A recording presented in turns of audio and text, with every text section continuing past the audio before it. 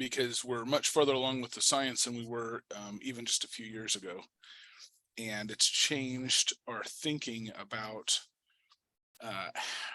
not just the gross idea of how the impact happened. We've suspected for, most of the time that I've been alive now, about 40 years, that it was a big asteroid impact, but we didn't know a lot about the mechanisms, and now we do know a lot more. So, my day job, I teach anatomy at Western University of Health Sciences, but almost all of my research is in paleontology, and in particular, I work on dinosaurs. I go on dinosaur digs. I don't work a lot. I've never worked on late Cretaceous dinosaurs, the ones that would have been around at the end of the age of dinosaurs. My early career was on dinosaurs from the early Cretaceous, about 110 million years ago. And lately I've been working on Jurassic critters like Apatosaurus. There's one bone from the back of Apatosaurus. And here's a model of Diplodocus that used to stand outside of Dinosaur National Monument. So that's where I spend most of my time these days, going on digs in Utah and the Oklahoma Panhandle. But I'm also an amateur astronomer, and I love telescopes and observing. And so this is a fun topic for me because it lets me combine the two great interests of my life. So I'm going to talk a bit about impact craters, then I'll go into specifically the end Cretaceous impact and the extinction and the things that we've learned. So it took a long time for scientists to be able to recognize or even admit that there had been large impacts on Earth and that they had had any importance in the history of life on Earth. So the creation of craters by volcanoes, people have understood this for most of human history because people were around volcanoes. And there were big volcanoes overshadowing major civilizations like Rome and Japan. And so that was visible, ongoing, essentially constant. There are always volcanoes erupting somewhere. People were seeing these close to home. Explorers were finding them. It was just not an exotic phenomenon that you could have a crater produced by a volcano. But nobody had ever observed a crater being produced by a meteor impact. And so there was no way to tell how to distinguish volcanic and impact craters. And that led for a long time the idea that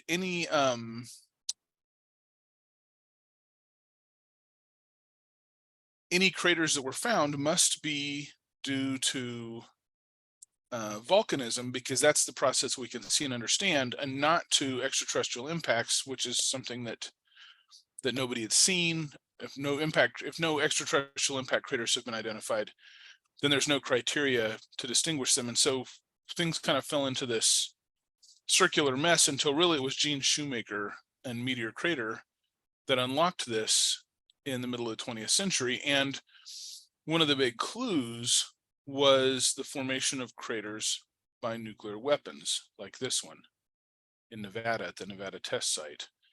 It turns out that the formation of craters by nuclear weapons is very similar to the formation of craters by extraterrestrial bodies, meteorites, like Meteor Crater here in Arizona. And those produce different craters than volcanoes like Crater Lake here in Oregon.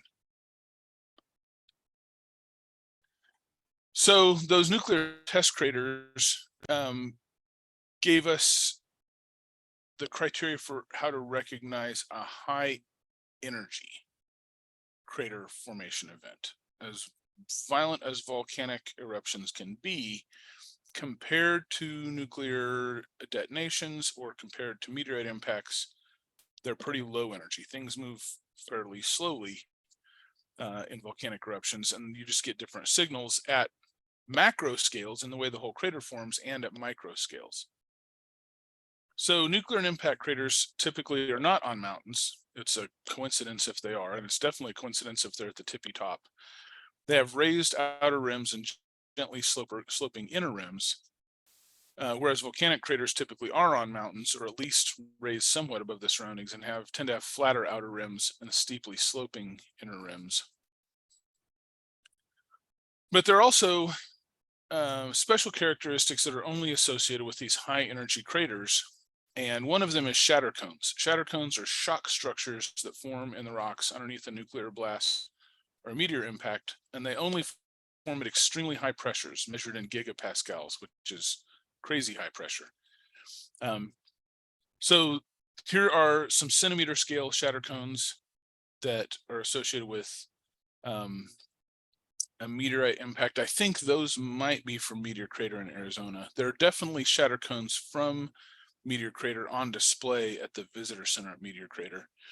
And then these are fractal structures. So if you zoom in at the millimeter scale, you'll find smaller shatter cones stacked within these centimeter scale shatter cones. And these are 10-meter shatter cones in Ontario, Canada, from a large impact hundreds of millions of years ago that formed a lake. So shatter cones are not produced by volcanoes. Even the most explosive and violent eruptions don't create them.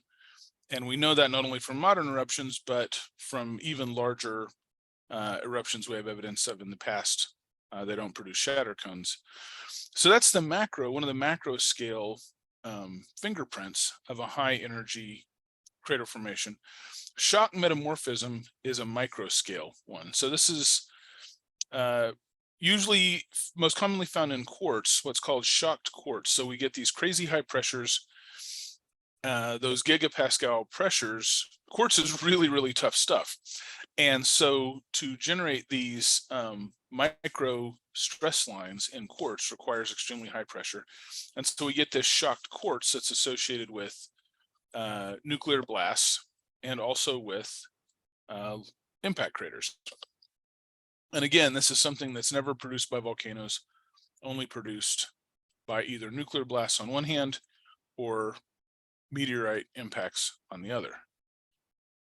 So just at the same time, in the mid-20th century, that nuclear tests were providing geologists with a toolkit for recognizing non-volcanic craters, the first generation of interplanetary probes were showing some of the impact history of the solar system. And so the idea that Mars, the idea of Mars as a haven for life has had a rocky history.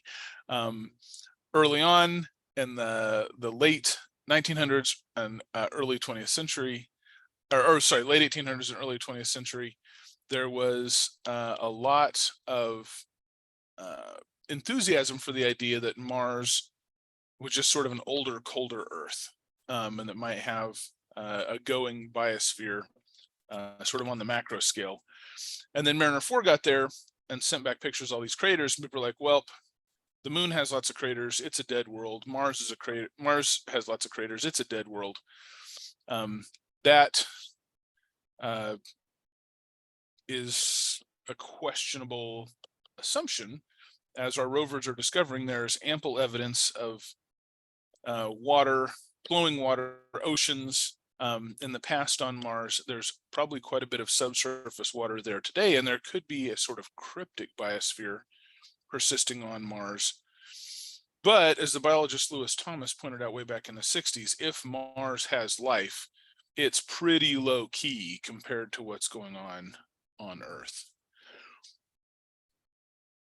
So all the way back in the middle of the last century, this idea that that cratering is bound up with the potential for life was sort of in the air. Mariner 10 flew by Mercury in 1974 and imaged the Caloris Basin, which is a multi-ring impact crater. It's 963 miles in diameter. That is vast. You could fit California in there from end to end, and it wouldn't even touch the sides. And so Meteor Crater in Arizona, largely because of Gene Shoemaker's work, became the first confirmed impact crater on Earth. Now we know of about 150, and we know that they're still forming. There are meteorites that hit and blast out little craters the size of like a living room occasionally every few years. And so we're getting sort of regular updates from space on how these things can happen. Unfortunately, all the ones that have happened recently have been small. We get different kinds of craters depending on the size of the impactor and its speed and how much energy is released. So craters less than 12 miles in diameter usually have steeper walls and no central peak. Those are called simple craters. So Meteor Crater in Arizona is an example of a simple crater. And then if the explosion really of the impactor is big enough to raise a central peak, that's called a complex crater. And then in the very largest impacts, we get multi-ring impact basins. Here's another one on Mercury that are usually produced from slumping of the walls. So there'll be an initial crater, and then the walls will kind of to fill the area that was blasted out.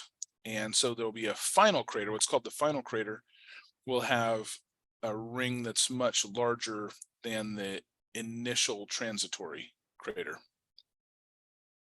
And these are things that you can see for yourself at different scales on the moon with binoculars or a small telescope. So there's some simple craters with no central peaks. There are some complex craters, Theophilus, Cyrillus, and Catarina. And these are all sitting within Mare Nectaris, which is an old impact. And the boundaries of Mare Nectaris, what we call Mare Nectaris, is really just this basalt flooded lava pool at the center. But that is just the inner portion of a multi-ringed impact basin.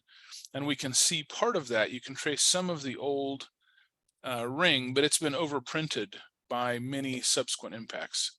Also visible in this image is the double crater, Messier A and B, which was probably caused by a binary asteroid, which we didn't know about for a long time. But here in a few slides, I'll show an image of a similar double impact feature here on Earth. Oh, actually, it'll be the very next slide. So these are the Rio Cuarto craters in Argentina. These were discovered from the air. And the fact that there's two of them, that they're similar size, suggests a binary asteroid or binary meteorite when it hit. And it's interesting that these are oblong gouges that apparently arrived at very low angle.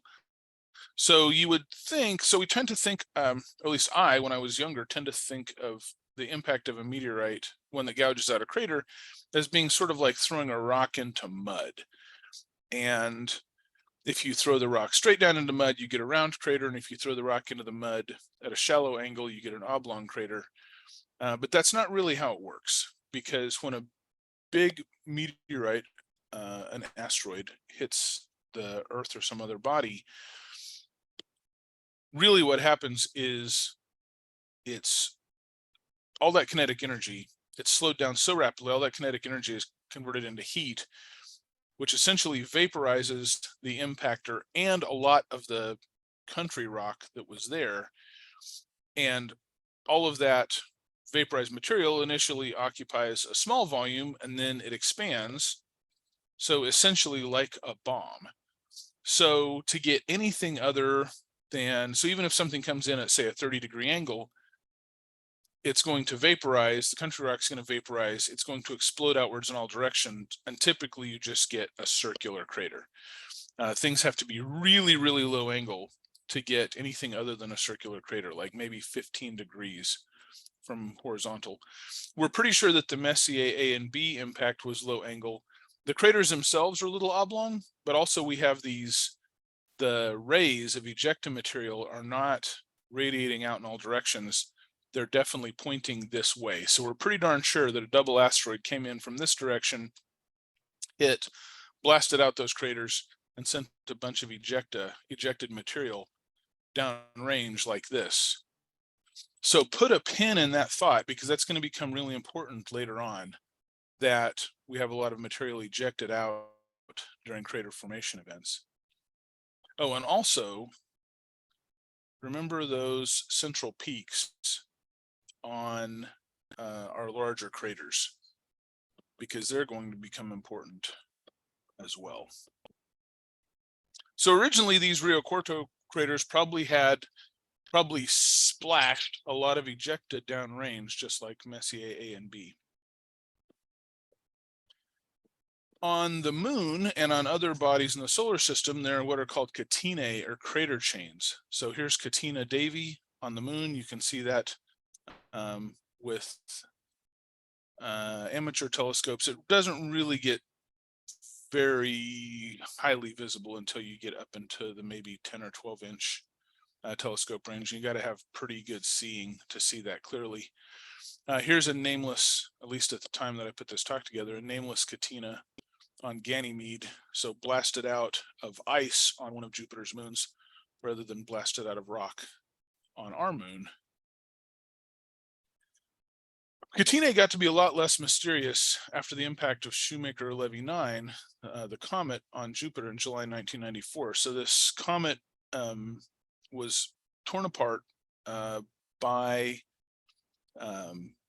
tidal interactions with Jupiter and spread out into a bunch of chunks. Essentially now it looks like a railroad, like a train of comet chunks floating through space. And one by one, they came barreling into Jupiter in July 1994 and hitting and making fireballs that were bigger than our planet. That fireball is about comparable in size to Earth. So that's the impact of fragment G of Shoemaker-Levy 9 on Jupiter. And it would have ended things. That one would have ended things here on Earth. That wouldn't have been an extinction that probably anything other than bacteria would have come back from. So that got us looking at Jupiter more closely, and now we see impacts which typically appear as flashes of light on Jupiter fairly regularly. And so this reinforced our understanding that the solar system is still a dynamic and dangerous place. There's a lot of stuff floating around, and the collisions are inevitable. Now, Meteor Crater was the beginning of the story here on Earth. I want to put a plug in for America's other meteor crater, other big obvious crater, which is Upheaval Dome in Utah. It's in Canyonlands National Park. This is a postcard from Canyonlands that I scanned. This is Upheaval Dome as seen from the air. The reason it's called Upheaval Dome is Canyonlands is not too far from Arches, and the fractured landscape of Arches was caused by the collapse of the surface rock after underlying salt deposits were eroded away, basically leaving the surface rock unsupported, and it collapsed downward and fractured in ways that left it susceptible to arch formation. So for a long time, particularly in the absence of any scientific conception that impacts were part of the Earth's history, Upheaval Dome was thought to be an eroded salt dome. That salt layers had bubbled up from within the crust. They had produced a dome of rock, and then that dome of rock had been eroded down flat, and that's where we see this thing here. It turns out now we know that Upheaval Dome is a big crater, and it's the reason it looks so weird is because it's highly eroded. We're not looking at the surface crater. We're looking at the deeper layers of the crater that were buried for a long, long time. We think that this impact probably happened in the Jurassic period, in the early Jurassic period, in a shallow sea. So here is sort of the central part of eastern Utah. There's I-70 going on into Colorado. There's Moab. There's Arches right north of Moab, and here's Canyonlands. That's the location of Upheaval Dome. You can drive pretty much right to it and hike in. Actually, you can drive inside it because you can see the road here going through the outer rim of the crater, and there's a parking lot maybe there. As you're driving in, this bit of rock right here looks like a whale, looks like Moby Dick, but much, much larger. So there's the scale of Upheaval Dome The central ring is a mile across. The outer ring is 2 miles across. This isn't a multi-ringed impact basin. It's not even a complex crater. What we're looking here is the complex footprint of a heavily eroded simple crater. But meteor crater is 3/4 of a mile across. You could fit it easily in the inner ring of Upheaval Dome. And we know Upheaval Dome is an impact crater now because we have shatter cones and shocked quartz and the other telltale footprints of a meteorite impact from the site. There's another shot from the air. And this diagram from Roadside Geology of Utah shows what we hypothesize is going on with Upheaval Dome. That originally, this dotted line here was the crater that formed on the surface, and that we're missing probably a couple of kilometers worth of material that's been eroded away. And what we're seeing is sort of the deformation of the underlying layers in the wake of the crater formation. And these are punched from Jurassic sediments into Triassic sediments. So we think that's why we think that it's probably a Jurassic impact. It could be younger and more stuff could have been eroded off the top. But right now the reigning idea is probably a Jurassic impact. This is a panorama shot from the inner rim. And if we zoom in like over here, that's what people look like just next to the inner rim. There's part of the outer ring. It's so big that when you're in it, you don't really understand how big it is unless you're well prepared, unless you go look at an aerial photo or something. We have a hand up?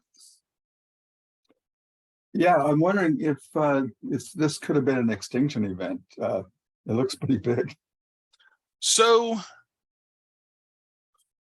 I doubt it. And the reason I doubt it is because I just don't think it's big enough. This is pretty big. It looks big to us, but it's not outside the scale. Like the very largest nuclear tests in the Pacific blasted out craters that were on the same scale as like meteor crater, somewhere between like 3/4 of a mile and a mile across. So like I think the meteor crater impact is supposed to have been somewhere between 15 and 50 megatons. So Upheaval Dome was probably an order of magnitude larger, but it might have been, I'm sure regionally it was devastating. Probably everything within 100 miles died, but for reasons that I'll get to, it probably takes a much larger impact and in the right kind of rock to trigger an extinction event. And one of the problems here is because the dating on this is so poor, it's really hard to correlate it specifically with any particular event in the history of life. So it was certainly dramatic. It would have been an amazing thing to watch, ideally from space, any place near the ground. I mean, if the crater is 2 miles across, or actually the original crater was probably wider, because this is sort of there's the road going in that we saw. The Moby Dick looking rock is about right there, but that is actually not even the whole thing. I was calling it the outer ring. That's the outer ring that you can see easily, but we think that the actual crater was about twice that wide, but still probably not big enough to be an extinction event.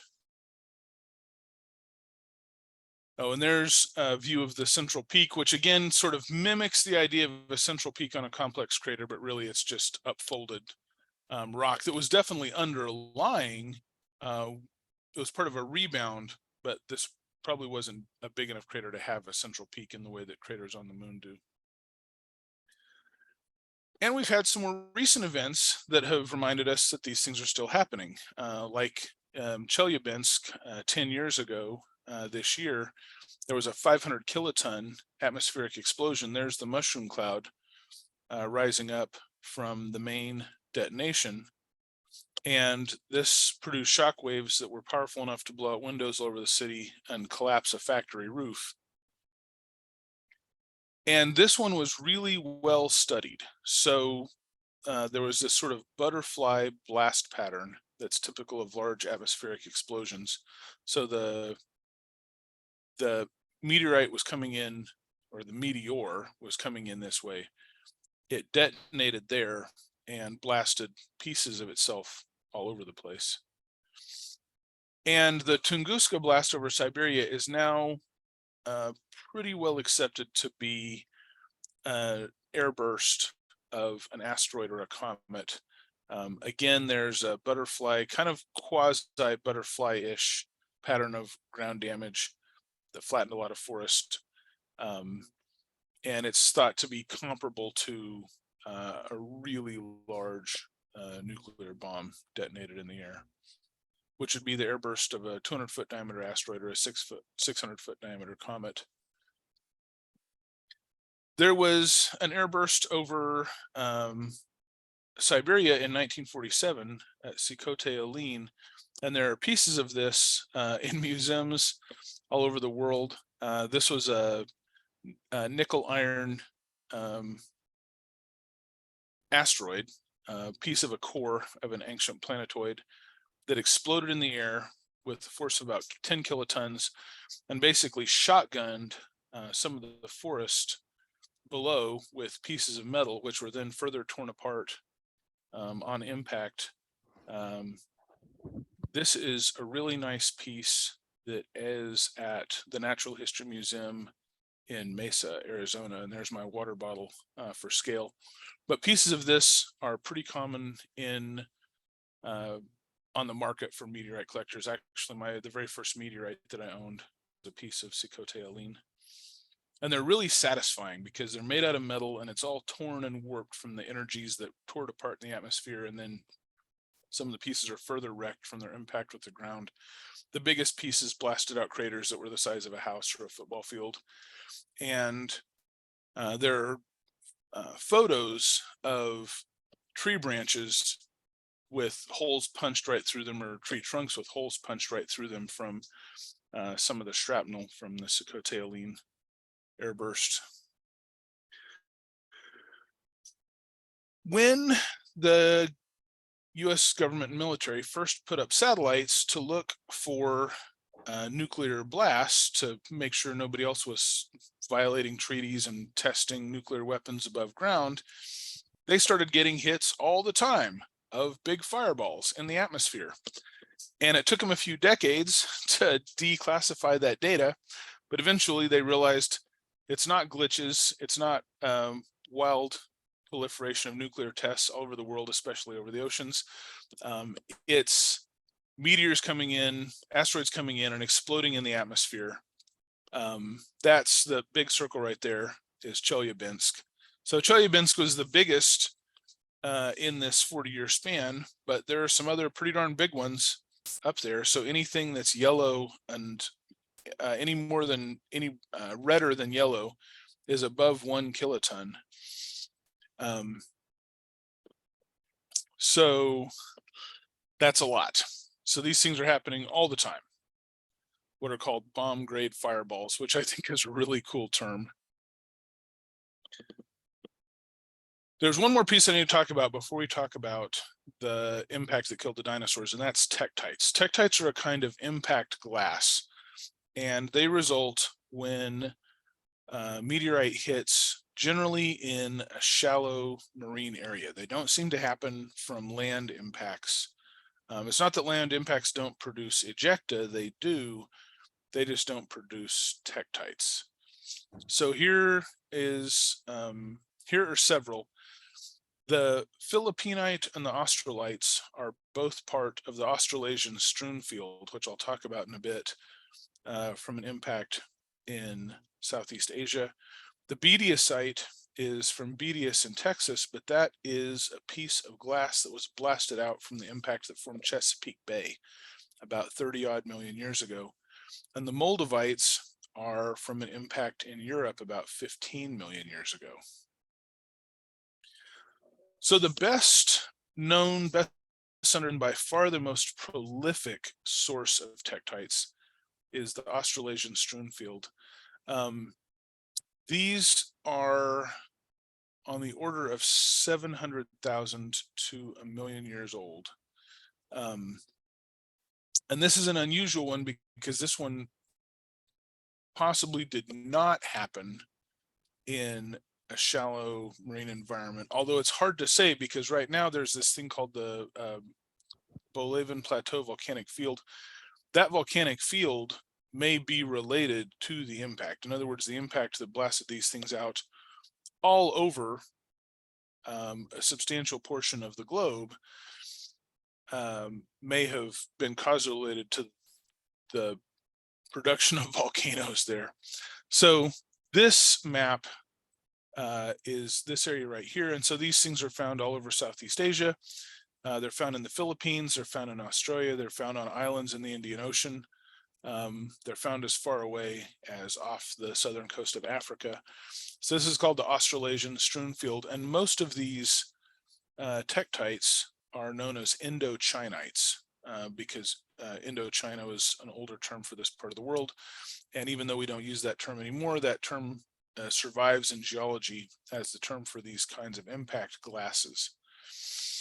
So this is a really cool diagram that was put together by Aubrey Weimark from tektites.co.uk, showing that when there's a big impact, molten material is blasted into the atmosphere and different things happen to it depending on how far it travels.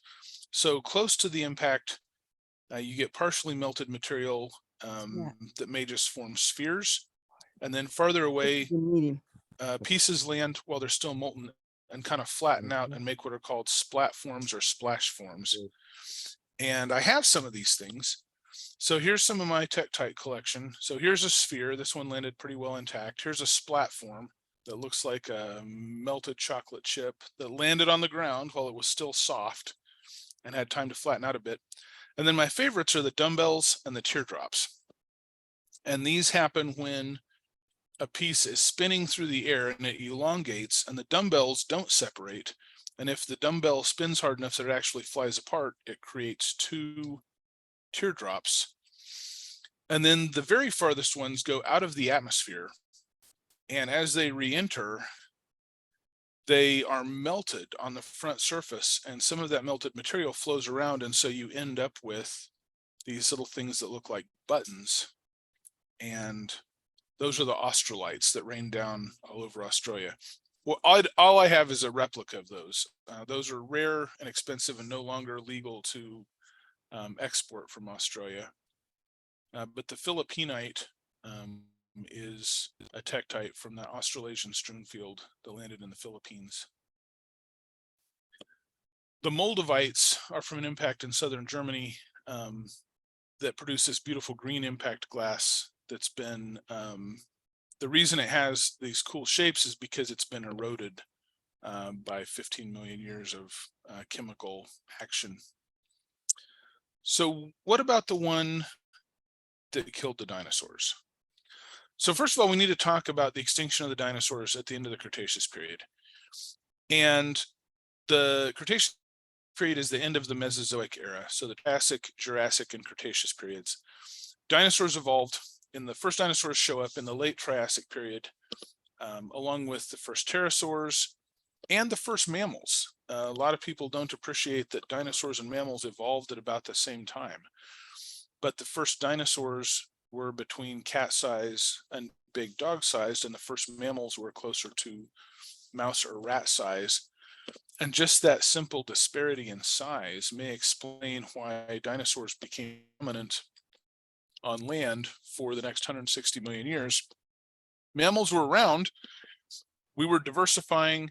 The early mammals were egg layers. We still have a few of those, like the platypus and the echidna.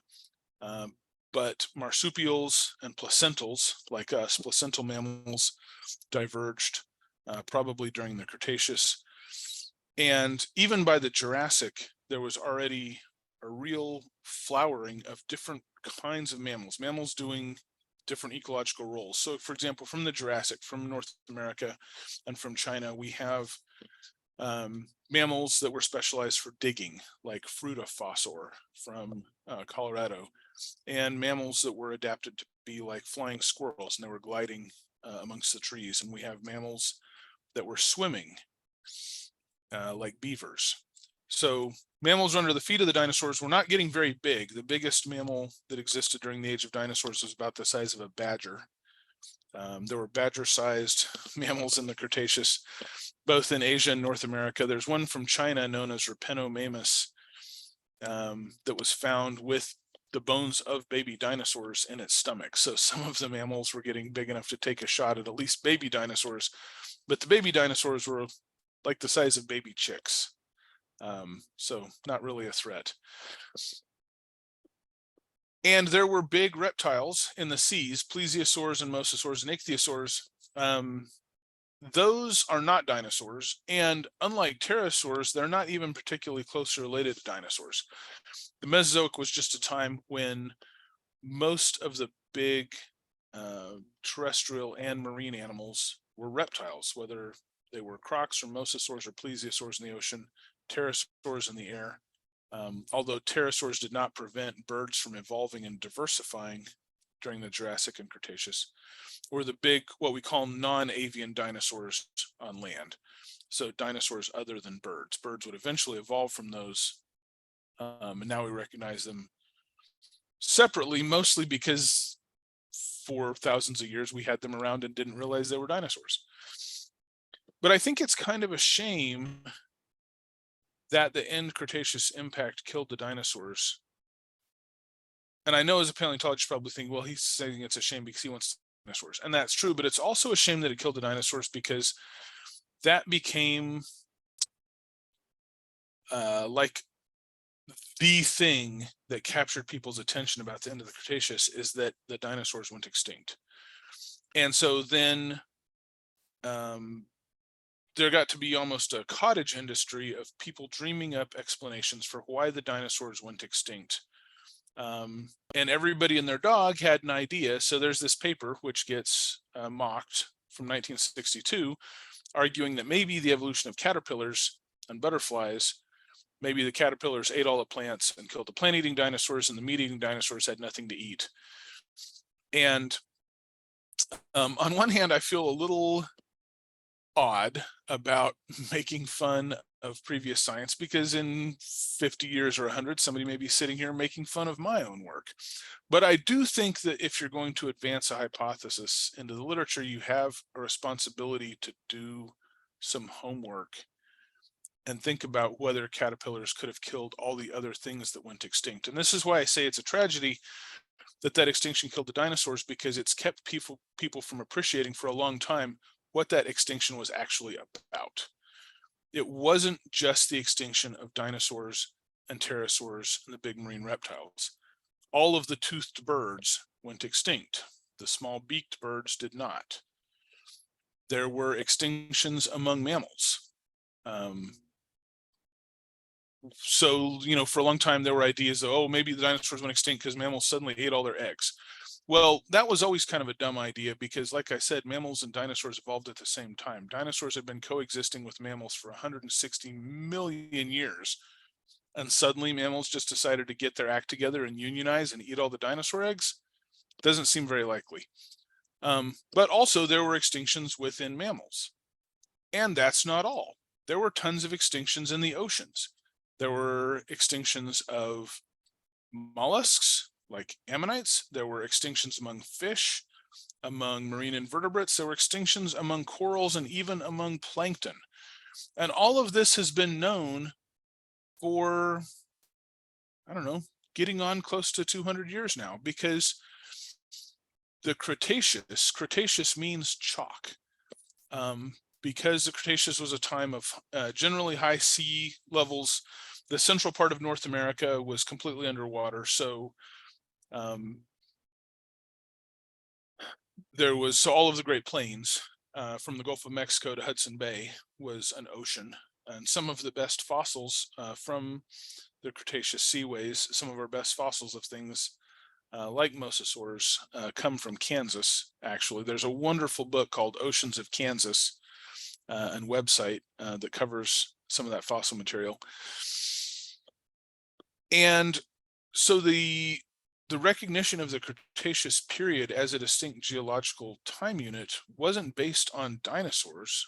Almost all of the geologic record, in terms of the divisions between periods and things, is based on marine records. And there's a big shift in marine life at the end of the Cretaceous. It's not just extinctions among big, cool, kaiju-looking monster things, but also all the way down to algae and other plankton. And that can't be explained by caterpillars eating all the trees or mammals eating the dinosaur eggs. There are even extinctions among the plants. And so I'm getting to the point where it kind of raises my hackles or makes me twitch a bit when people talk about the extinction of the dinosaurs per se and stop there, because what we really should be talking about is what was the catastrophe that happened at the end of the Cretaceous that could have had such pervasive effects. And I don't want to make it sound like previous generations of paleontologists weren't alert to this. They were. And by the 1960s and 70s, as our civilization was looking outward, astronomy was really taking off with the development of big telescopes, like the one on Mount Palomar. Space probes were returning pictures from the other planets. Things like quasars were being discovered and other high energy events in space. The ideas started to come around that this extinction affected the entire biota of the world. Plants, animals, fungi, the whole shebang. So we should be looking maybe for something outside the biosphere as the causal agent. And so even by the 70s, there were hypotheses that maybe there had been a nearby supernova that irradiated the world, and the only animals that could burrow or get into a crevice or something could survive. That would turn out to be kind of prescient, although they had, we think, the wrong extraterrestrial cause.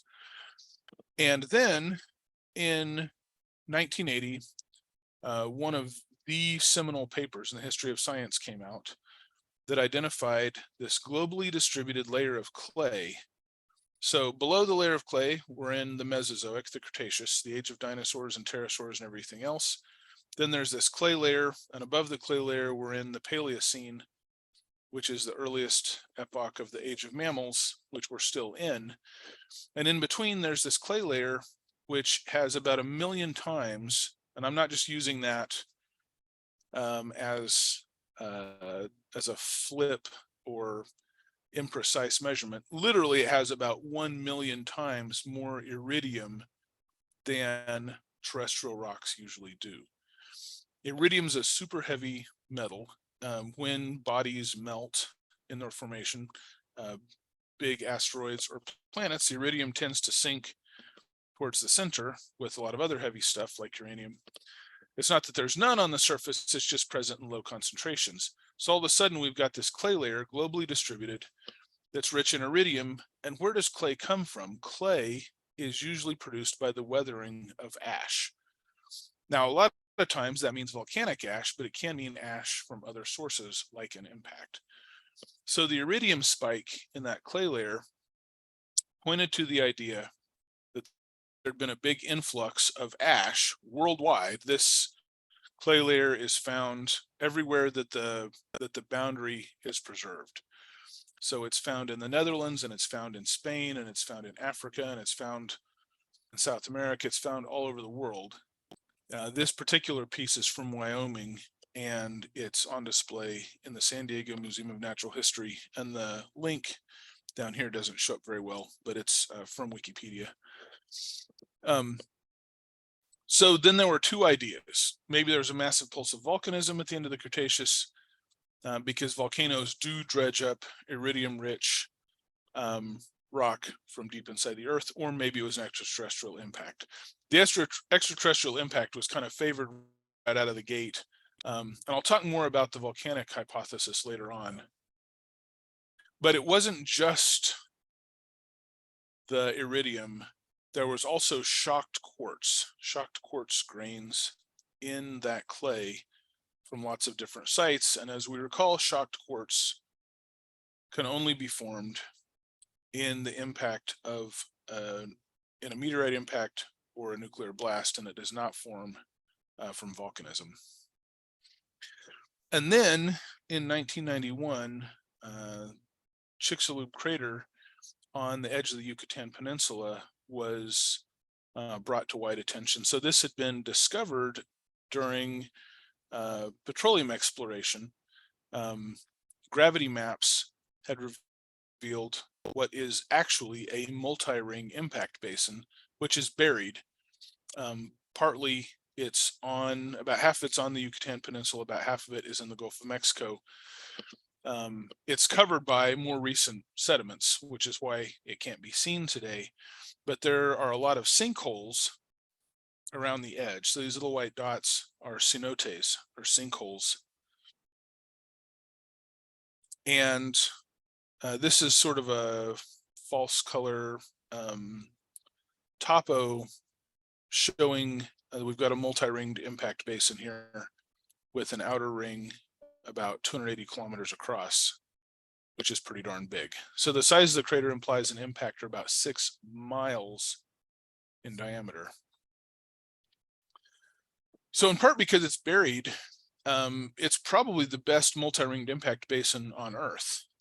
All of our other good examples are on other bodies where they don't get eroded because, or I'm sure that there have been multi-ringed impact basins on Venus and Mars, but they've mostly gotten eroded away. It's on the airless bodies like the moons of Jupiter and Mercury and our own moon that these multi-ringed impact basins tend to be best preserved. So because of the shocked quartz and iridium, and now the crater was sort of the start of the smoking gun, but that was 1991. Now it's 2023. It's taken us 3 decades to really understand what happened. And it's not like it's completely solved. We're still working on this, but clearly there was a big impact, and that has the potential to be the external driver of this complete biotic crisis that affected everything from dinosaurs and pterosaurs down to plankton. So one thing that this impact did is it blew out a lot of ejecta. As we can tell from the fact that there's this globally distributed clay layer, if that clay layer is a few millimeters to a centimeter thick all over the world, that means that the whole world was covered in ash from this impact. And ash, like volcanic ash, is really just little tiny pieces of glass. That's why you don't want to breathe. Volcanic ash is not like wood ash. If you breathe in wood ash, it's not great for you, but your body can break that down. If you breathe in volcanic ash, it's glass and your body can't break that down. It's like breathing asbestos, and eventually it will kill you. We got a big boost in our understanding of the impact and its events from the discovery of the Tanis site in North Dakota. So there's the Tanis site. This is what we think the Paleo coastline looked like at the end of the Cretaceous. So that mid-continental seaway that had connected the Gulf of Mexico and Hudson Bay was starting to recede. We're not sure if it was still continuous anymore all the way up to the Dakotas or not. There might have already been, it might have already broken up into a series of inland seas. But let's go down here to sea first. So this is showing what we think the geology reveals. So that there was a river here. This is the outer bend of a river. So it would be eroding this steeper bank and depositing material on the inside. That's how river meanders form. And so there's the Hell Creek bedrock are these layers here in this photo. So this photo is taken sort of looking at this area. Number 2 is the point bar channel sandstone. What that means is as the river is cutting in on this side, it's depositing material on this side. We call it a point bar, and it was depositing mostly sand, so that became sandstone. And then on the top is what is called the event deposit. And that so the event deposit is the thing here in pink, and number 3 is the skeletons of fish and dinosaurs and other things that were deposited here at the Tanis site. So at the Tanis site, there's the event deposit. Sitting on top of the event deposit, it's what is called the KPG Tonstein. What does that mean? KPG, K is the abbreviation for Cretaceous.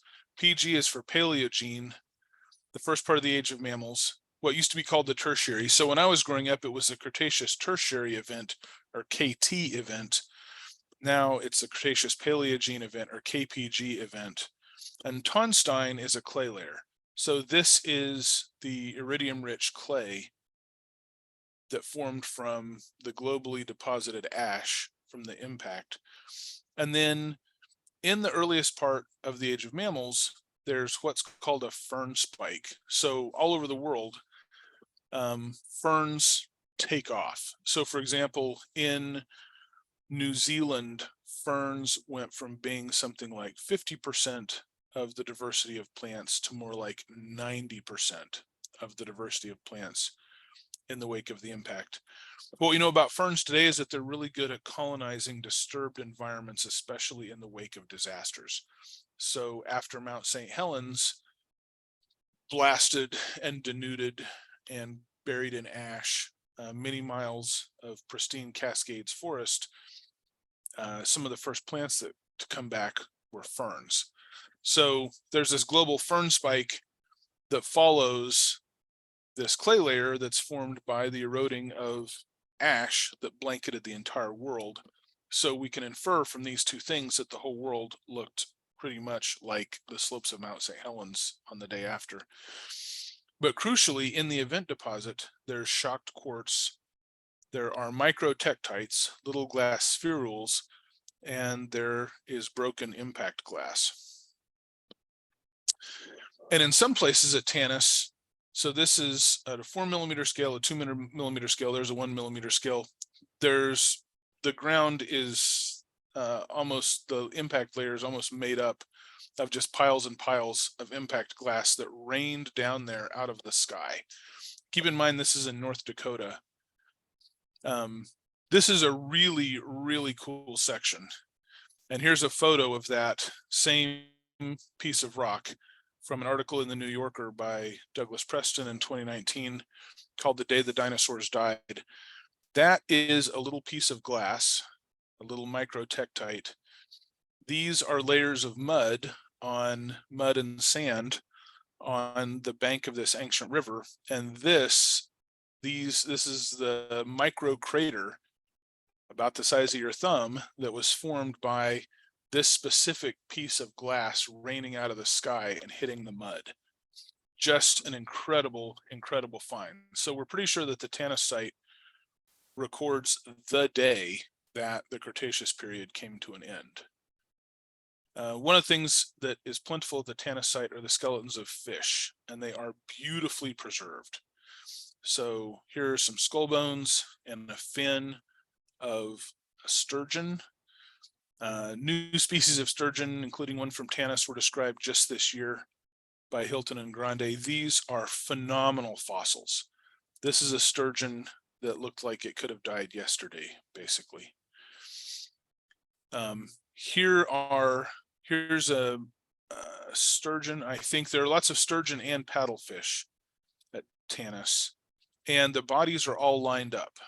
And when we find the bodies all lined up like that, whether it's fish or dinosaurs or whatever, or logs, usually it means that there's a consistent flow direction of the water or mud or whatever that deposited them. And what's super cool here, this is a zoom in on that sort of mother of pearl iridescence is the shell of an ammonite. So we've got one of the classic extinct sea animals buried at this same site with all these sturgeons and paddlefish. There were freshwater ammonites as well. And all these fish are lined the same way. So, and they're way up on the bank. So we go back here, all the fish skeletons are aligned the same way and they're way up here. So what we think is that there was a standing wave, what's called a seiche, that was set up in that river that washed these skeletons way up on the bank. What's super impressive is that, so this is one of those sturgeons.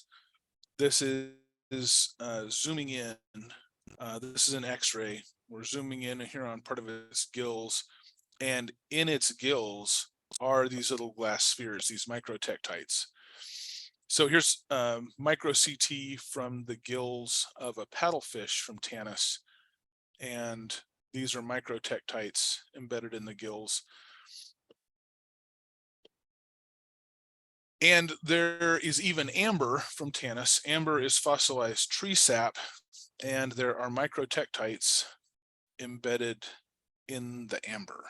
So ejecta blasted out from the impact in the Yucatan, flew through the air to North Dakota, showered down on the ground and into the water. Some of it was caught in tree sap and preserved in amber. Some of it fell into the water.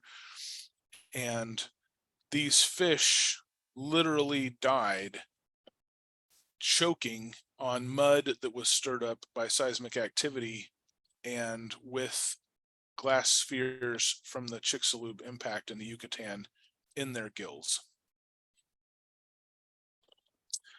There's been further study of these fish, looking at their growth rates. They're lying down growth lines every year.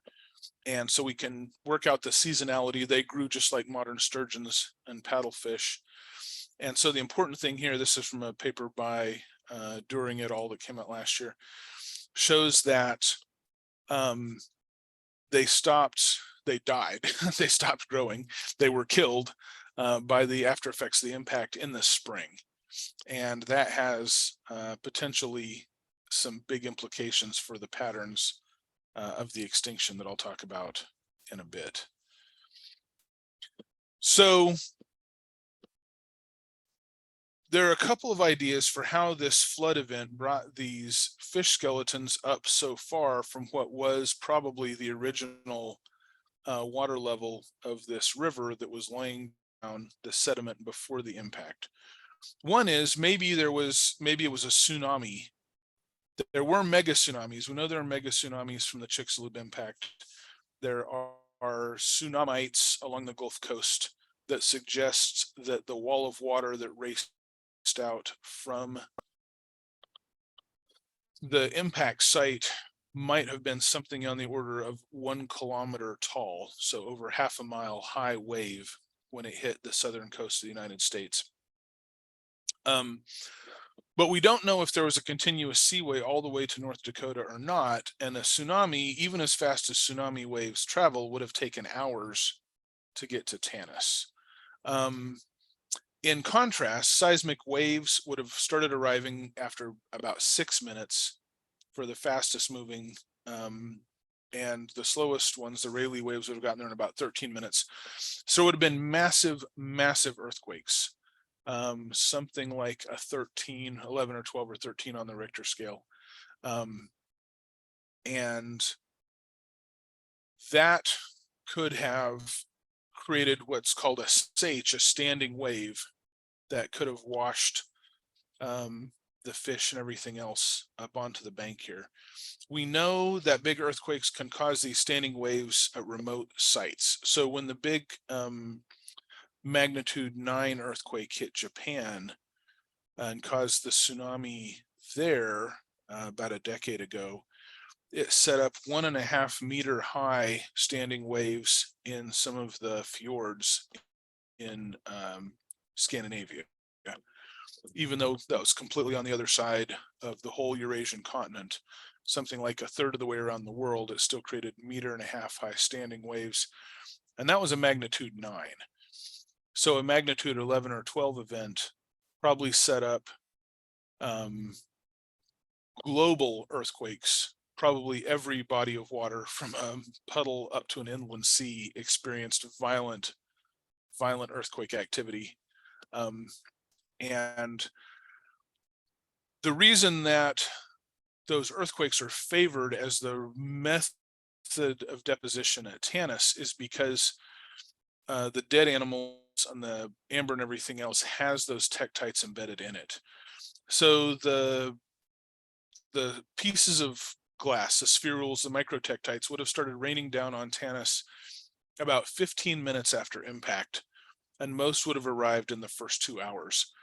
So the timing is right that these fish are hanging out in this slow moving river, probably a slow moving river because it's laying down this point bar channel sandstone. All of a sudden, everything starts shaking to heck. Mud's getting stirred up. They're choking to death on the mud. Glass spheres are raining out of the sky, and the standing waves are violent enough to end up depositing the skeletons all aligned the same way, quite a ways above where we think the actual level of the river was. So the SH waves, the standing waves at Tanis, probably reached something like 10 meters above the normal water level. There's a turtle from Tanis that was stabbed to death by a tree branch that got punched right through its shell.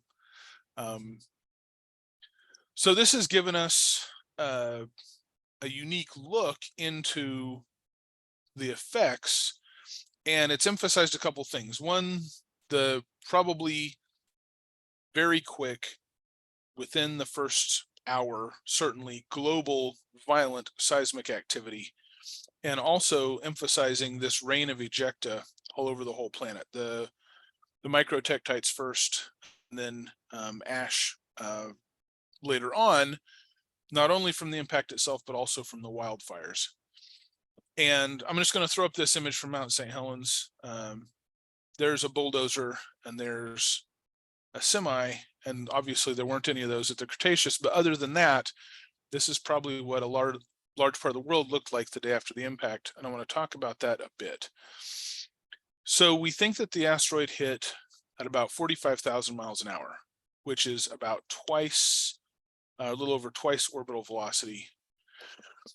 And one of the things that's been contentious and maybe even a bit problematic about the idea that the Chicxulub impact caused the extinction at the end of the Cretaceous is that there are equally large impacts elsewhere in the geologic record with no extinction whatsoever. There are even larger impacts than Chicxulub, not a lot larger, but a little bit larger, with no mass extinction. So if there are bigger impacts with no extinction, why did Chicxulub cause an extinction?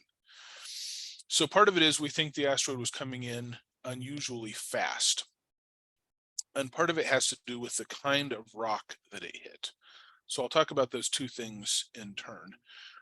So modeling at Los Alamos National Lab suggests that the initial crater was 18 miles deep, so well into the mantle, like through the crust of the Earth. The asteroid punched a hole, vaporized a hole in the crust of the Earth, punched out an initial crater 18 miles deep.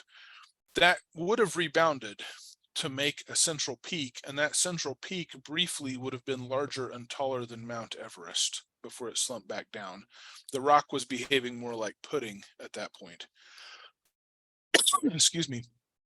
And the Los Alamos scientists estimate that the impact blasted something on the order of 25 trillion metric tons of debris into the atmosphere, causing that global rain of tektites and ash, and causing a massive heat pulse. So the Yucatan Peninsula didn't exist at the time. Those are younger sediments laid over on top. So the asteroid hit in a shallow sea, and oceanic crust is thinner than continental crust. And so that's one reason that the impact was able to blast all the way down into the mantle. The bigger impacts that aren't associated with extinctions have happened on continental crust. They didn't get as far down. And there's a series of things that would have happened just from modeling the amount of material that was blasted out to create the crater. looking at how much ejecta was blasted out around the world, first to produce those microtektites, and then the layer of ash that eroded down to become the iridium-rich clay. Just the heat from that material passing through the atmosphere and re-entering would have burned something like 70% of the world's forests. And temperatures on the surface probably hit something like 500 degrees Fahrenheit. And at this point, you're like, whoa, how could that possibly be true? If the whole world was heated like an oven, how did anything survive? It turns out that dirt and water are really good insulators. And in a strange loop back to the importance of nuclear testing in unraveling how impacts happen at all, or how they form craters, we know from nuclear testing at the Nevada test site that little mammals like rabbits and ground squirrels survived pretty freaking close to ground zero for some of those tests, as long as they were in their burrows. If they were under 4 to 6 inches of dirt, they were golden. Not only were they protected from the heat of the explosion, but they were protected from the radiation. And that same factor is probably what allowed so many mammals to survive then Cretaceous extinction. So if you're big, so for a long time there was this idea that, okay, there was an impact winter, there's clay distributed globally. We've known for a while that it got dark. And not just from the fact that all the big herbivorous things died and from the fact that food chains collapsed both on land and in the ocean, but one of the best pieces of evidence comes from plankton, actually. A group of algae called coccolithophores. And the coccolith algae, when times are good, they photosynthesize, and when times are bad, they move and they chase other things and they eat them. And at the KPG boundary, the species that are capable of moving and eating other things differentially succeeded over the ones that could only photosynthesize. So apparently photosynthesis was just not much of a going concern for a while. So that's pretty good evidence that the world got dark and that things needed another way to survive, even algae. So the things that survived, which on land were things like lizards, snakes, amphibians, mammals, birds, were all things that were small. They could either fit into a hole or they could get themselves into a cave or a crevice or someplace where they'd be protected from the heat. And so the idea that the dinosaurs, that the big dinosaurs, the big non-avian dinosaurs, Triceratops and Tyrannosaurus and the duckbills and the armored dinosaurs and all that, that they slowly starved over weeks and months as photosynthesis killed the forests, that's pretty much out. All those big dinosaurs probably cooked in the first few hours. And if their babies managed to make it into holes or caves, there weren't enough of them to keep those species going. What survived in aquatic ecosystems, things like crocodiles and turtles, were things that can mostly go for a long time without eating very much.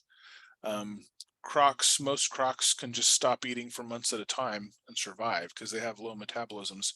Turtles are champs. There's never been a mass extinction of turtles. And that it kind of makes sense, because if you can just dig a hole, pull into your shell, and go to sleep for like a year, it's pretty hard to make you go extinct. But there were other knock-on effects after the impact. So it's not just the speed of the impact or the fact that it hit in a shallow sea, but also the rock that it hit included mostly limestone and a lot of anhydrite. And the importance of that is that the vaporized limestone would have produced a lot of carbon monoxide, carbon dioxide, and methane. And the anhydrite would have produced a lot of sulfur. And so we think that there was a lot of acid rain in the wake of the extinction. The patterns of extinction in marine invertebrates are consistent with that. and even aquatic invertebrates in terrestrial environments like streams and lakes. So a lot of this pictures come together, not just from studying dinosaurs, but from sort of studying everything. This affected dinosaurs, mammals, plankton, plants. It really was a total global biotic event. And then in the aftermath, and there's some weird things, like the birds with teeth didn't make it, the birds with beaks did. Why would that possibly be the case?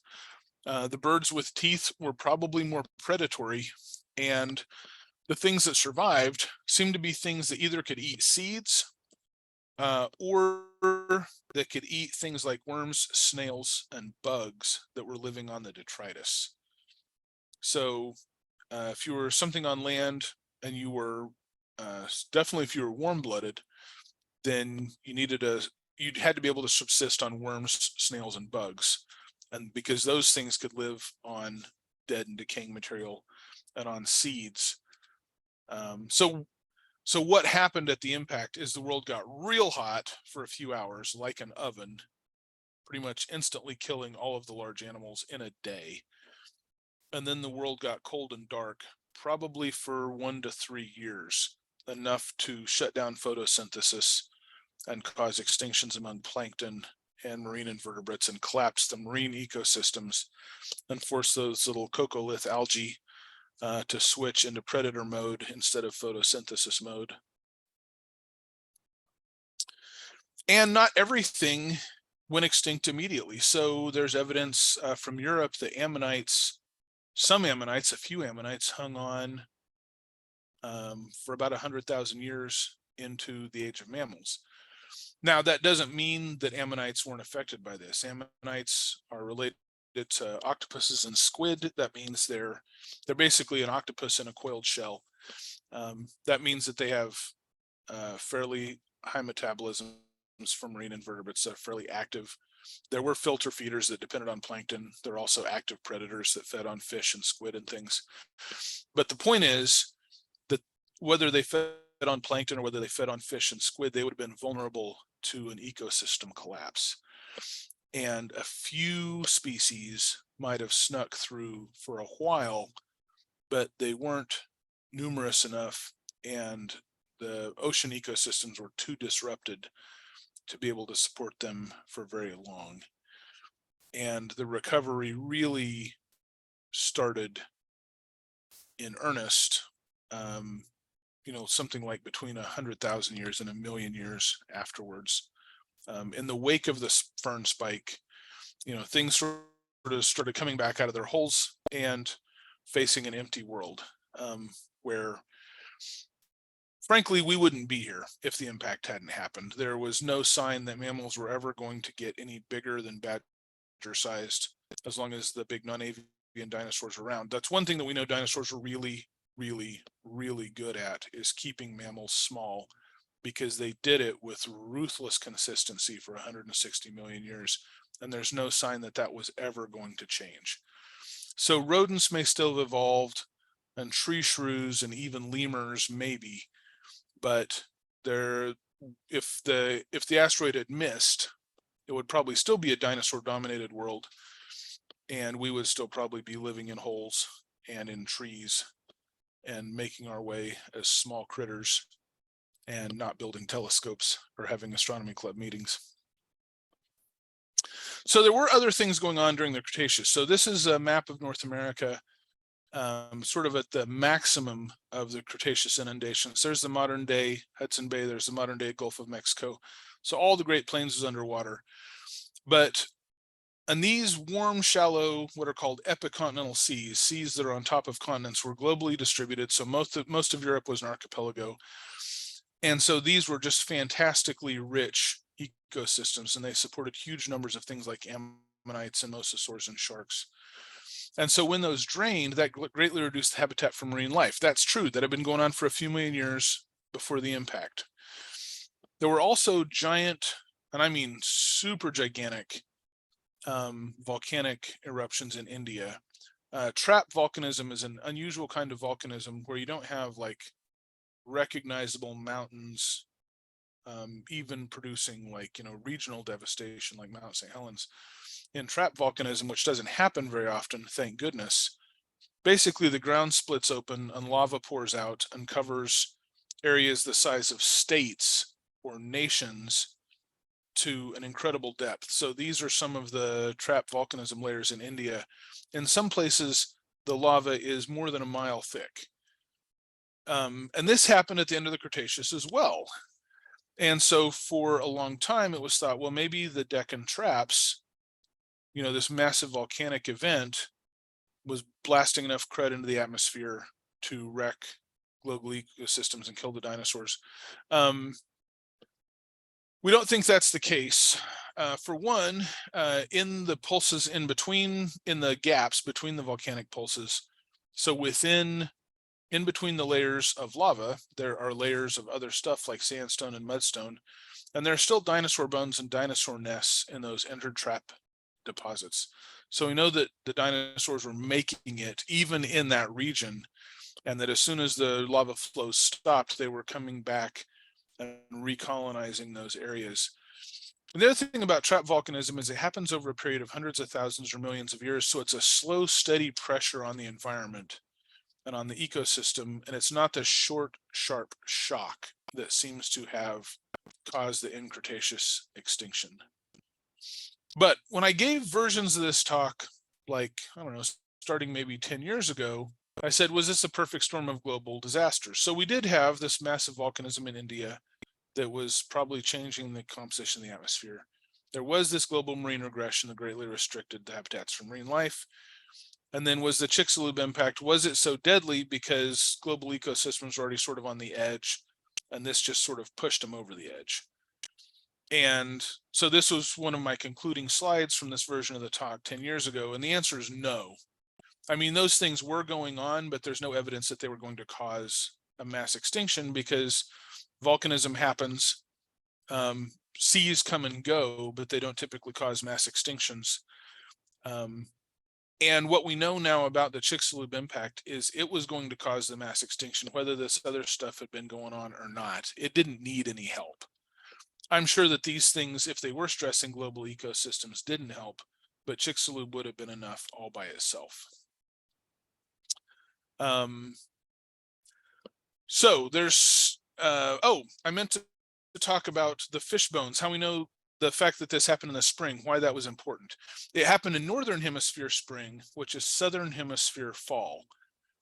And we know that Southern Hemisphere ecosystems seemed to rebound faster than the ones in the Northern Hemisphere. And that might have been because lots of things, whether they're animals or plants or whatever, like to reproduce in the spring. So an impact in the spring for the Northern Hemisphere would have hit right at the time when things were trying to reproduce and have babies, and they were especially vulnerable. Whereas in the Southern Hemisphere, it was already mid-fall.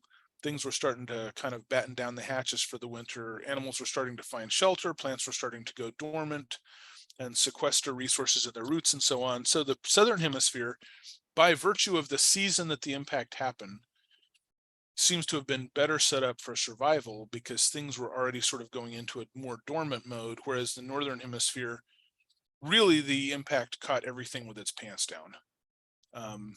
Getting ready to reproduce, either on the cusp of mating and making offspring or in the middle of that process, that was absolutely the worst time for the Northern Hemisphere. And that may be why the Northern Hemisphere took more of a shellacking. Now I'm talking about here about global impacts, including everything, the mammals, the fish, the birds, the plankton, all the big animals on land, anything over about 20 pounds went extinct, whether it was a mammal or a dinosaur or whatever.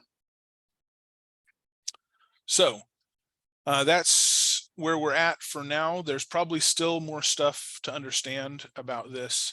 And if you're interested, I cannot recommend highly enough this book that came out last year that was written by my friend Riley Black. Riley is a science journalist and science writer, and she also goes on digs. She spends time out west. She goes to the sites and the museums. She gets her hands dirty. And so she brings a really informed perspective. and she's also just a phenomenal scholar. And this book is tremendous. So it presents in sort of narrative form how the extinction went down, how we think the extinction went down, based on all of this new scientific information, including the Tanis site. But also there's a wonderful appendix that walks through the actual scientific information that underlies those narrative portions, and it's exhaustively referenced with scientific papers and books that present this information. So if you are remotely interested in this extinction and the impact and how those things are related, like I said, I can't recommend this book strongly enough. So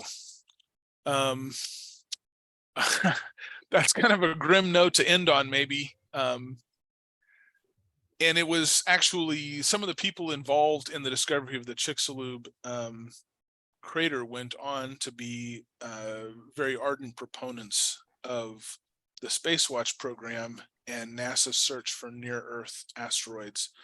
Because if another Chicxulub happened tomorrow, we absolutely would not make it. And so if we want to survive long-term, we need to think about what we're going to do about that, either finding and deflecting those things before they can hit, or getting ourselves at least a colony off of Earth, or both.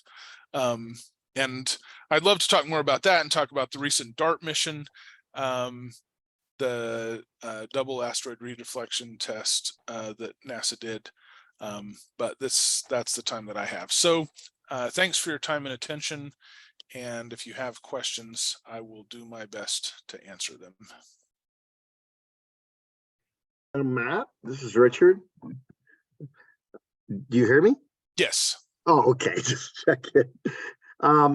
Wouldn't the atmosphere burn off from that heat? So it got really, really hot, and it probably the atmospheric effects are really interesting. So there's a lot of complicated stuff to model. There were probably hurricane force, really hot winds that were rushing out from the impact site in the first place.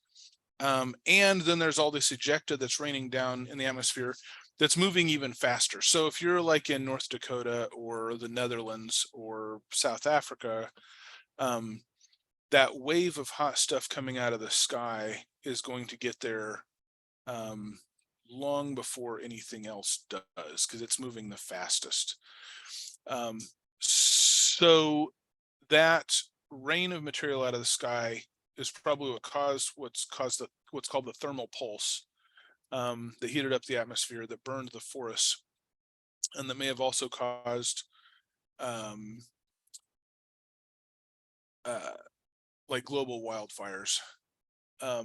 But not so the atmosphere got hot, almost certainly. There's no way that it couldn't have. Like there's no physics modeling that allows a global rain of glassy material like we find that definitely happened, that doesn't allow the atmosphere to soar to a few hundred degrees, but not enough to burn off the atmosphere or even significantly displace it. Like it got hot and then it cooled back down. Okay. But it got, if it gets to like 500 degrees, unless you're a turtle or a croc, you can get in the water and, Yeah. maybe, and even then, you got to stick your nose out of the water to breathe. If it's 400 degrees, there's probably there's right at the interface of water and air, there's always interesting things that happen. There's always a little bit of oxygenated water, no matter how still the water is. There's always a little bit of saturated air, no matter how dry the air is over water. So maybe they were literally just sticking the tips of their noses out and breathing for a while. I have one more question. Oh, I didn't mean to interrupt. Just one more question. So the old ancient documents and stories about dinosaurs and dragons, and so you think somewhere on Earth that there maybe were some prehistoric animals still alive when humans were alive? There are definitely things like mammoths. There were mammoths on Wrangel Island in Alaska while the pyramids were being put up in Egypt. I don't think there were any dinosaurs, but there's a series of really interesting books by a woman named Adrienne Mayer. The first of which is called The First Fossil Hunters. There's another one that's Native American Fossil Legends. I think she did at least one more, where she looks at, we're not the first people to find fossils, not by a long shot. People Yeah. have been finding fossils for thousands of years, and they've been incorporating them into their myths and legends. Oh, okay. Yeah. And so, travelers in Asia were seeing dinosaur skeletons eroding out along the Silk Road. People in the ancient Mediterranean were finding the bones of mammoths and cave bears and things. And people aren't dumb. If you find the bones of a giant animal, and you know what bones are because you're in a culture where people are raising and slaughtering animals all the time, it's not remote from you, then clearly there are big animals in the world and they need to be explained. And so what Dr. Mayer has done is really some phenomenal scholarship linking potentially specific fossils to specific legends. Okay. And one of my favorites, I can't remember if I read about this in one of her books or not, but some of the far northern cultures like the Inuit, they find mammoths, frozen mammoths eroding out of the permafrost. Mm-hmm. But when a mammoth is frozen under the ground, then it gets exposed by at the bank of a river. Once it's exposed to the air, it's just frozen meat. It thaws out and it starts to rot. And so I don't remember the specifics, but I think at least one of those far northern cultures had in their mythology, mammoths are underground animals that will tunnel through the earth and come get you from below, but that they're poisoned by contact with air. And so if they make it all the way to the surface, then they'll die, because that's what they saw. They saw big animals underground coming to the surface and rotting. That needs an explanation. So Thank you. there's a question in the chat: were the Indian mounds in Ohio on fossil beds? I don't know about that. I do know that Native Americans found fossils and had legends about fossils. In fact, they were so California doesn't have a lot of big fossils like dinosaurs, because California per se didn't really exist during the age of dinosaurs. California is a group of ancient island arcs like Hawaii and Galapagos and Madagascar that basically got bulldozed onto the edge of North America by the subduction of the Pacific plate underneath the North American plate. So California doesn't have a lot of big fossils. And that was so weird that apparently the Native Americans here in California had legends to explain why we didn't find more big bones, because the Native Americans elsewhere did. So.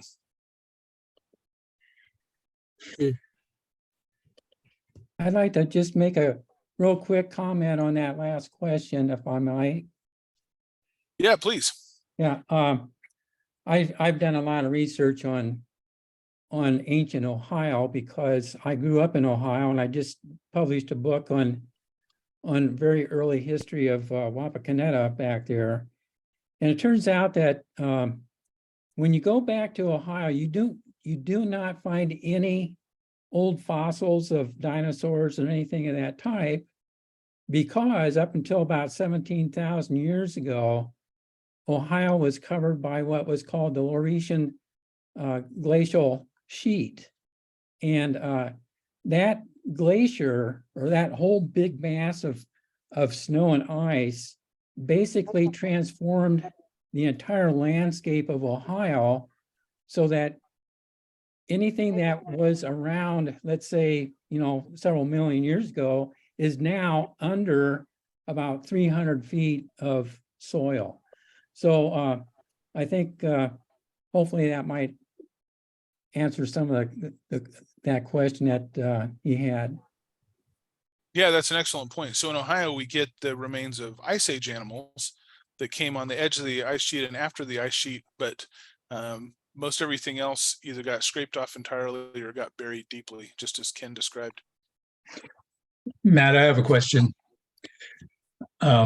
Dan here, by the way. Great Hi. presentation, by Thank the way. you. Good to see you. Yeah, nice to see you too.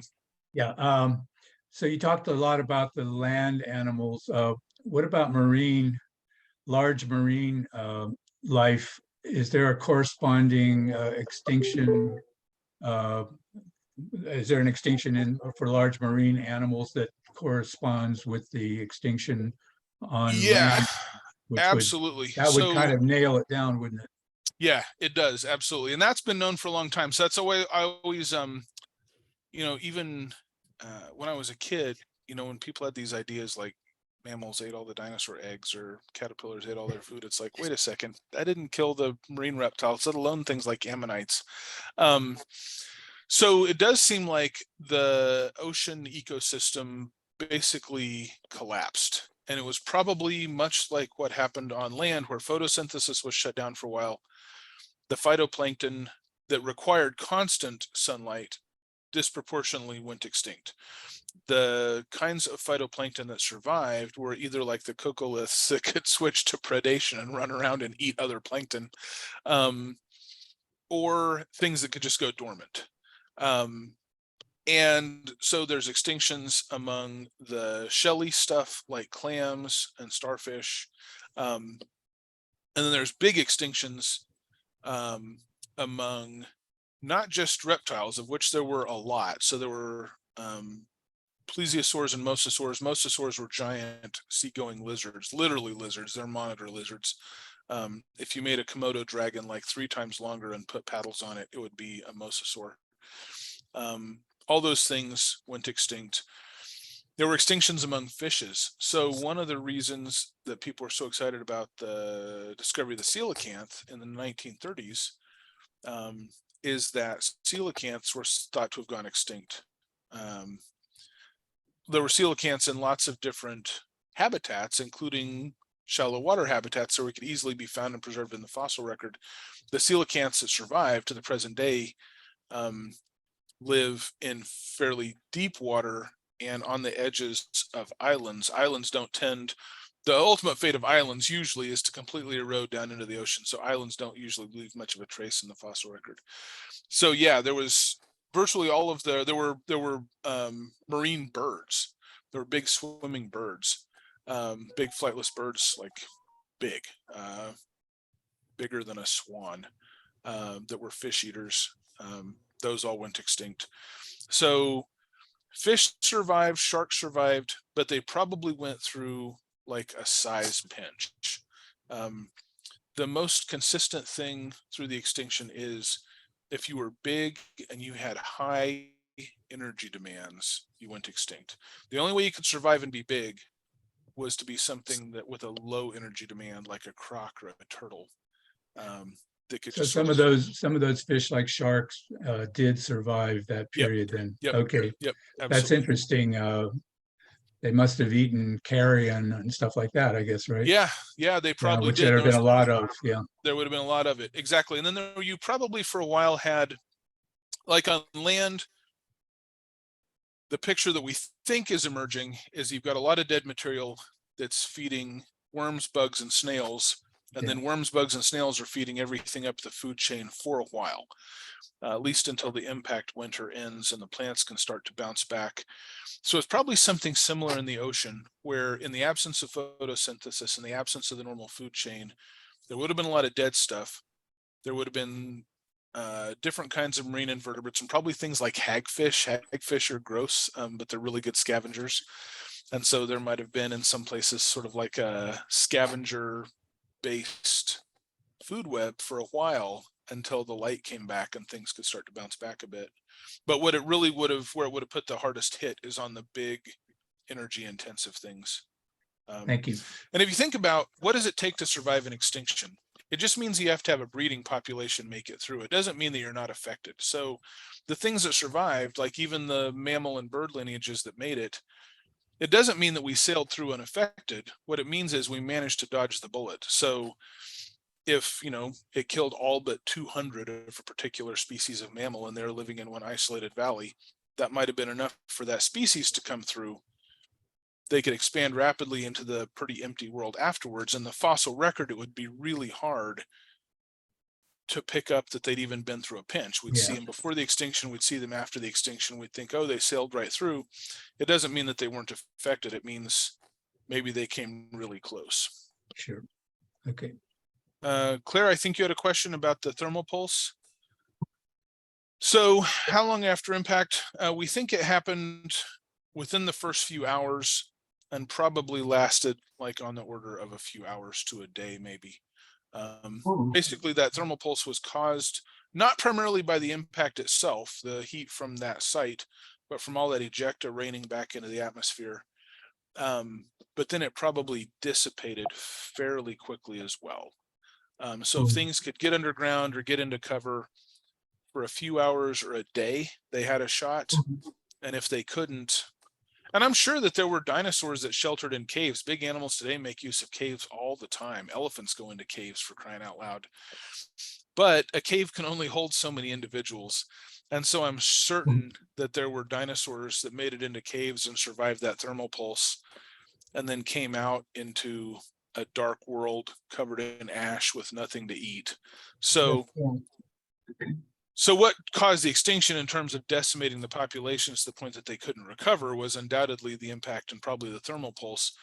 What killed the last few individuals might well have been starvation. But the idea that was really popular, like in the 80s, that it was like, months of dinosaurs trudging around looking for something to eat. Probably not. Probably almost all of them cooked pretty fast and pretty unpleasantly. Yeah.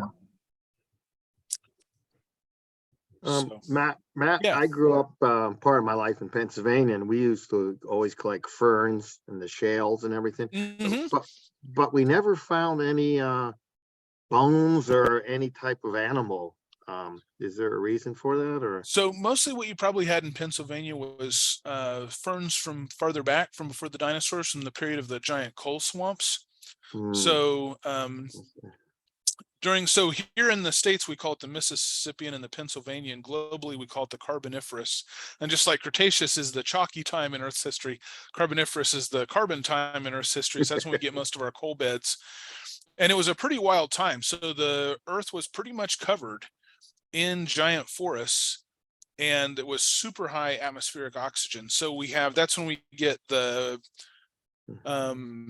dragonflies with a 2-foot wingspan, and cockroaches that were 18 inches long, and millipedes like Arthropleura that were the size of a sofa. And there were reptiles around, but I mean the biggest reptiles, there were big amphibians in the water. Like there were things that looked and acted like crocodiles, but they were basically giant salamanders. But on land, the biggest reptiles were pretty small, like cat-sized and smaller. And the other thing is, it's not impossible to get plant material and bones preserved at the same site, but it's not the most common thing, because usually what you need to preserve plants is slightly acidic conditions, and usually slightly acidic conditions will completely destroy bone. And usually what it takes to preserve bones is slightly basic conditions, but slightly basic conditions will usually completely destroy plant material. So a lot of places in the fossil record, you find tons of bones and very little plants, tons of plants and very little bones, or occasionally you get someplace that was neutral enough that both things could survive. But I don't know this for sure, but I suspect that a lot of places that are preserving like recognizable ferns were probably too acidic to preserve much bony material. So there probably was not very much to start with, and probably what there was, some of it got just eaten away by acid conditions. Interesting. Thank you.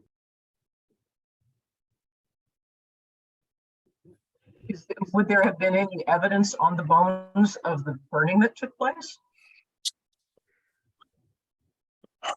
I doubt it, because the bones would have to be exposed to be cooked. So there's a couple reasons. One, the bones would have to be exposed to be cooked. And I think, if you just, like if you roast a chicken, the bones don't necessarily show any sign, even the pretty thin bones that are close to the surface. And the other thing is, if there were exposed bones, like on rotting skeletons, the heat itself probably would have made them brittle and would have made them less likely to be preserved. Less likely to be preserved. Okay. Yeah. So one of the things, we have this fern spike after the impact that lasts for probably tens or hundreds of thousands of years, where ferns are just going nuts, because after the impact, the whole world looks like Mount St. Helens. Ferns are like, woohoo, no competition. And so ferns go nuts for a while until other things start to bounce back enough to give them some competition. There used to be a question about, well, if all the dinosaurs died on the same day, should we see a bone spike in the fossil record? And I don't think that we should, because most of the fossil record is formed at like watering holes or rivers. Animals go there and die and have a chance to get buried. And so most of the fossil record is kind of like an accumulation of things over time. So let's take a T-Rex that would have eventually gone to a watering hole and gotten stuck and died, or maybe the T-Rex would have gone to a watering hole and killed a duckbill, and that duckbill's bones would have been preserved at the watering hole. When the thermal pulse hit, if they weren't at the watering hole, they're just out on the landscape, they're going to die and fall down there, where they have much less of a chance to be buried and make it into the fossil record. So I think not only should we not see a bone spike in the fossil record, but a sort of insta-kill scenario like the heat spike, the thermal pulse, makes it really unlikely that we're going to find an exceptional accumulation, because most of the animals that would have otherwise had a chance to die in a depositional environment will have died someplace else. So, okay, in a place where the bones just weren't preserved in any Exactly. form. Like if you think about, let's take someplace like, like California's Central Valley.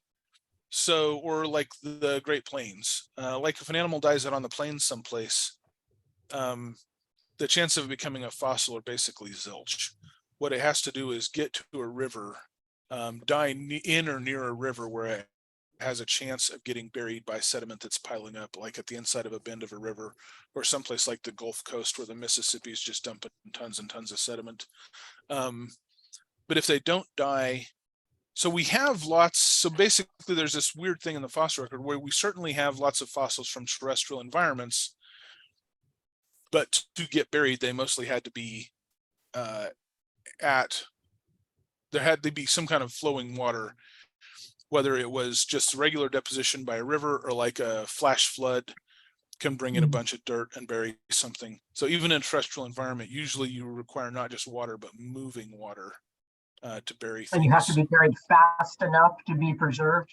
Yep, exactly. So, which is one of the real, something I think about all the time for big dinosaurs is, do the biggest dinosaurs that we find represent like the upper limit of animal size on land? Or what are we, maybe we're bumping into just the size of the biggest animal that you can realistically bury? I mean, the biggest animals are getting on for about the size of the biggest whales. How do you bury a whale-sized animal in a terrestrial ecosystem? If a blue whale dies in Kansas, its chance of making it into the fossil record is about zilch. And I suspect the same is true for the biggest dinosaurs in terrestrial ecosystems. Hey, Matt. Oh, sorry. Hi, Scott. How are you? Oh, I'm doing okay. I got a bit of a cold, so if you can't, apologize if you can't understand what I'm saying. Now you're coming through clear. Okay, great. Yeah, just in reference to that, talking about sea-bearing animals leaving the fossil record, you mentioned the Central Valley. Excuse me, the Central Valley of California.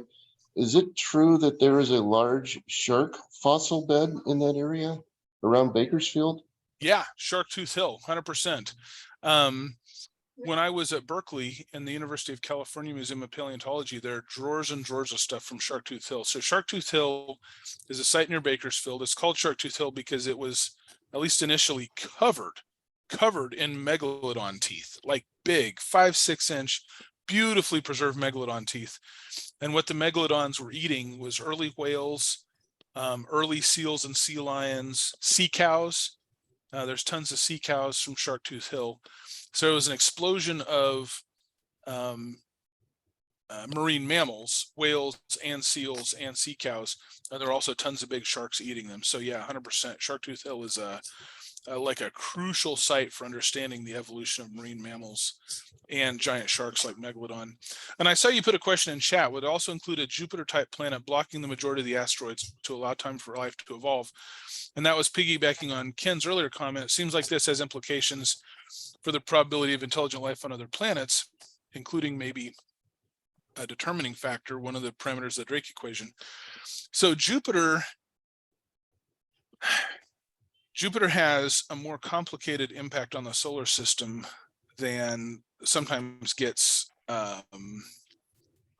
sort of disseminated. Like for a long time, there was this idea that Jupiter is like our big buddy in the solar system, and it's vacuuming up all these comets that would otherwise hit the inner solar system, that it's our big protector in the sky, and that's really helping Earth and the other inner planets avoid major impacts. And there is an element of truth to that. It is true that Jupiter does hoover up tons and tons of comets. But it's also true that all of the families of Earth crossing asteroids, the Atens, the Apollos, none of them have orbits that are stable on billion-year timescales.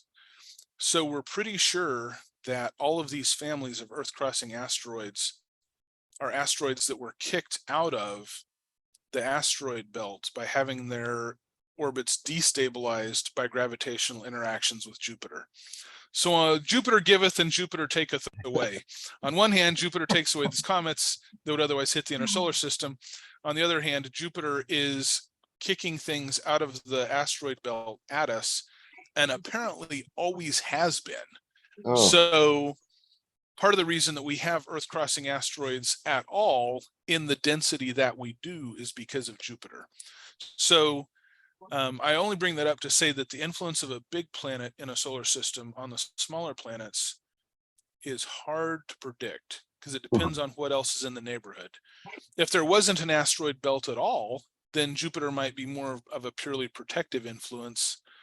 And if there were multiple asteroid belts, then Jupiter would probably be even more of a destructive influence than it is. okay. So like most things in the universe, there's a good and a bad side to it, kind of a yin and a yang to Jupiter. Yep, that's exactly what I think. Great, thank you. Thank you. Well, thank you, everyone. You've been a really wonderful audience. You've asked lots of great questions. Any last ones before we wind it down? Matt, I put a question in the chat. I missed it. Sorry, can you recap? Yeah, it seems like when Chicxulub was entering the atmosphere, it would have started a pressure pulse that would have preceded the thermal pulse, I would think, by minutes, maybe not minutes, but half a minute or something. And it seems like that could have been just as disruptive, and that it would have created extreme high pressure and extreme low pressure waves through the atmosphere that could have affected respiration. I don't know what other effects it could have, but I wonder if that's been modeled by physicists. I will admit to you that this is the part that I know the least about. And I know that definitely big shock waves can circle the Earth lots of times. Like I think the shock wave from the eruption of Krakatoa, atmospheric scientists in Britain determined that shock wave circled the Earth 3 times. But I don't know that it would have gotten there faster than the ejecta, because 15 minutes from the Yucatan to North Dakota is really fast. And I think even a really big atmospheric shock wave would travel slower than that. I think it would take a few hours to get there. In fact, I'm almost certain that's true, because vibrations travel faster in denser material, and the earthquake waves, the seismic waves, were getting there in like 6 minutes to 13 minutes. So they probably preceded the atmospheric shock wave by, I don't know, a factor of several. And the rain of ejecta probably started within 15 minutes. So the thermal pulse probably did beat the shock wave. As for whether the shock wave would have been strong enough distant from the site to cause any problems, I just don't know. My suspicion is no, because the shock wave should die off with sort of die off exponentially in intensity from the impact point. So nearby, I'm sure the shock wave was horrific. What evidence we have from the south coast of the United States with the mega tsunamis and everything certainly backs that up. But far from the site, I just don't know what the effects are. I'd have to go do some research on that. But just given the way that shock waves attenuate in air, like how fast shockwaves go from being extremely destructive to lightly destructive to not destructive at all around like a nuclear blast. I suspect that by the time you got a few hundred miles from the impact site, it was probably not either not that bad or not as bad as the whatever was coming as a result of the thermal pulse. Is my Interesting. guess. Is my Yeah. guess. But I'm gonna definitely have to go hit the books because now I'm curious about that myself. It just seems like possibly you could have pressure differentials from, 50 atmospheres to a tenth of an atmosphere happening in fairly short order, Sure. sweeping Sure. across the landscape, which would be pretty tragic, I would think. Yeah, and I certainly, with the asteroid thought to have come in at like 45,000 miles an hour, it had probably hit the ground before the hole that it punched in the atmosphere had even filled in. There was probably a 6-mile wide, basically column of vacuum pointing back into space by the time the asteroid hit the ground. So, there's one of the things that sometimes turned up in documentaries and so on is, the dinosaurs see a light in the sky and they look up and they see the asteroid like going down over the sky. 45,000 miles an hour, it'd be all the way through the atmosphere and into the dirt in a flash. So probably nobody had time to look up and see anything unless they were right there. Well, that would make for a very boring painting then, wouldn't it? Yes, it would. I've always thought that I would love to watch the Chicxulub impact from a nice comfy spot on the moon. I definitely would not want to be in low Earth orbit because there was a lot of rock lofted into low Earth orbit that re-entered, and there's even the modeling suggests that there's even a decent amount of the ejecta that made it to Mars. So I would maybe want to be on the moon for a while, but then I'd want to go down to my bunker because With a even the thermal moon probably pulse- cut a decent sandblasting. With a thermal pulse, the atmosphere could have expanded quite a bit too. Yeah, maybe. Would have taken out the ISS for sure. Yeah, 100%. On the subject of shock waves, just the other day, I was watching videos. There were a lot of videos taken of that fertilizer exploding in Beirut, Lebanon, a few years ago. And so at first there was a fire, and pretty soon afterwards there were small explosions. Lots of people went to their windows with their cell phones, and you could see when the big explosion happened, you could actually see the shock wave coming at you, but you only had like a second or two to react to it. And I was thinking most people probably didn't realize what it was. And I was thinking, now that I've seen it, I would realize what it was, but even then I don't know if I would react quick enough to get to cover. Yeah. Yeah, if anyone's not familiar with what he's talking about, there was the big explosion in the dock complex in Beirut a few years ago now. A bunch of fertilizer that's been improperly stored exploded, and the size of the explosion has been modeled anywhere from like half a kiloton up to a kiloton, so like the size of a small nuclear weapon.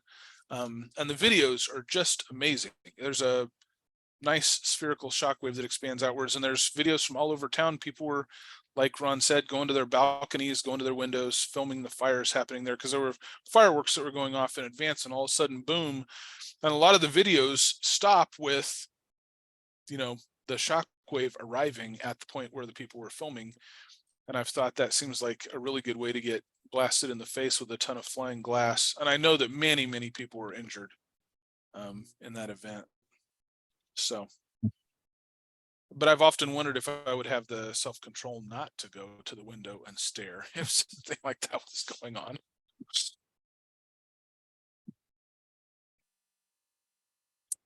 All right. Well, thanks everyone. It was lovely to see you all. Thanks for your attention. Thanks for asking wonderful questions and having a lively fault discussion. It's been a lot of fun, and I assume we'll be posting the video to Facebook like we usually do.